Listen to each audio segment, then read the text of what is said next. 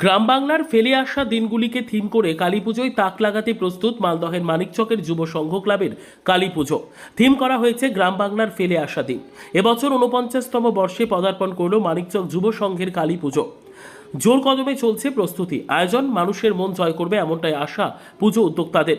Manikchak block এলাকায় বহু কালী পুজো হলেও অন্যতম বড় কালী পুজো করে মানিকচক যুব সংঘ ক্লাবের কালী পুজো।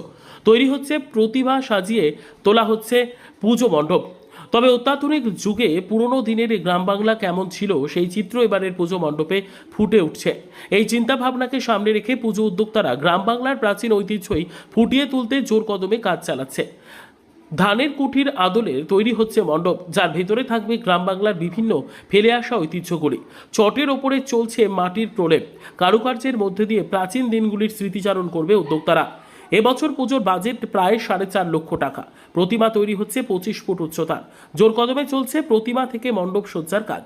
পুজোকে কেন্দ্র করে বিভিন্ন রকম সাংস্কৃতিক অনুষ্ঠান করলেও এবছর নাচের প্রতিযোগিতামূলক অনুষ্ঠানের উদ্যোগ গ্রহণ করেছেন উদ্যোক্তারা। চলছে অডিশন থেকে শুরু করে প্রতিযোগিতার বাছাই পর্ব। উদ্যোক্তারা জানাচ্ছেন, মায়ের বিশাল আকারের মূর্তি তৈরি হচ্ছে, ছাগবলিও হয়। পুজোকে কেন্দ্র করে সামাজিকমূলক বিভিন্ন কর্মসূচি, দুস্থদের পাশে দাঁড়ানো, তার সাথে সাংস্কৃতিকমূলক মানুষের মনোরঞ্জনের বিভিন্ন অনুষ্ঠান করা হয়। বিশাল আকারের প্রতিমা হওয়ায় মণ্ডপে সেই প্রতিমা বিসর্জনের ব্যবস্থা গ্রহণ করা হয়। যে ধরনের তারা প্রাচীন দিনগুলিকে ফুটিয়ে তোলার উদ্যোগ গ্রহণ করেছে, অবশ্যই দর্শনার্থীদের মন জয় করবে বলে আশা প্রকাশ করছেন।